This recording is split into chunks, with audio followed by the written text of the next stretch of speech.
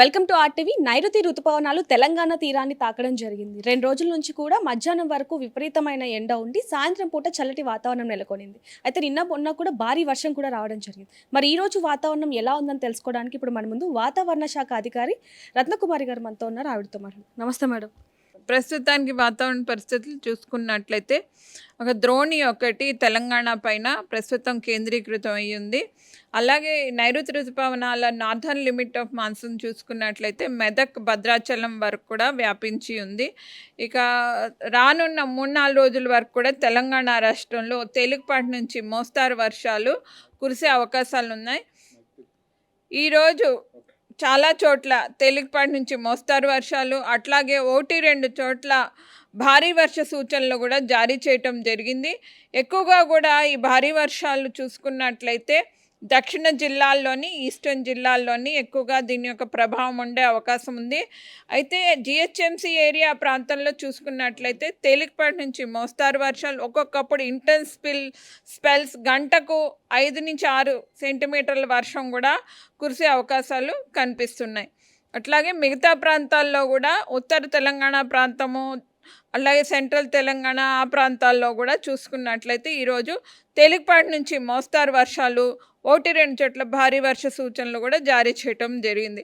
రేపు ఎల్లుండ కూడా తెలంగాణ రాష్ట్రంలో కొన్ని చోట్ల తేలికపాటి నుంచి మోస్తారు వర్షాలు నమోదయ్యే ఛాన్సెస్ కనిపిస్తున్నాయి.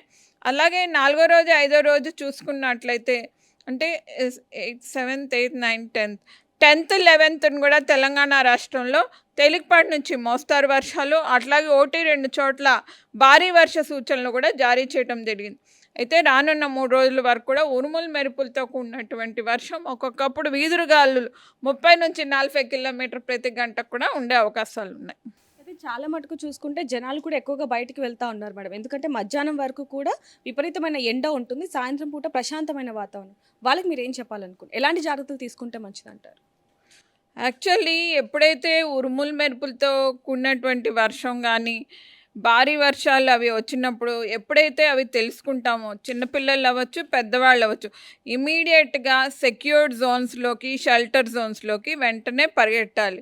అలాగే పొలాల దగ్గర అది ఉన్నప్పుడు కూడా వాళ్ళు వెంటనే షెల్టర్ జోన్స్లోకి, కవర్డ్ జోన్స్లోకి వెళ్ళిపోవాలి. అది ఫస్ట్ నిర్ణయం తీసుకోవాలి.